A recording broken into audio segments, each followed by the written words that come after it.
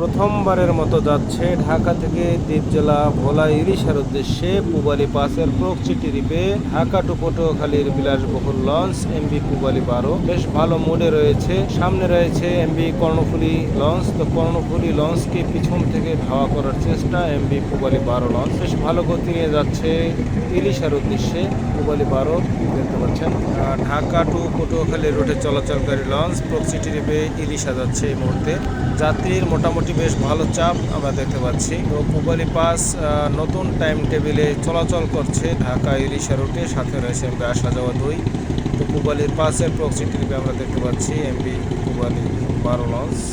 হচ্ছে যাত্রীর চাপ মোটামুটি বেশ ভালো, সে কারণে মূলত পূবালী 12 যাচ্ছে পূবালী পাসের প্রক্সি ট্রিপে দ্বীপ জেলা ভোলা ইলিশায়। পটুয়াখালীর রুটের পূবালী 12 লঞ্চ বেশ সুনামের সহিত পূবালী 12 ঢাকা পটুয়াখালী রুটে সার্ভিসে রয়েছে। শুভ কামনা রইল নতুন টাইম টেবিল নিয়ে আসা এমভি আসা যাওয়া 2 এবং পূবালী পাসের প্রতি। দেখা যাক কতদূর টিকে থাকে সার্ভিসে। পূবালী পাস এবং আসা যাওয়া 2 ঢাকা গলাচিপাড়া রুটে বেশ সুনামের সহিত সার্ভিসে ছিল। আশা করি দ্বীপ জেলা ভোলার মানুষের মন জয় করে নেবে তাদের সার্ভিস দিয়ে।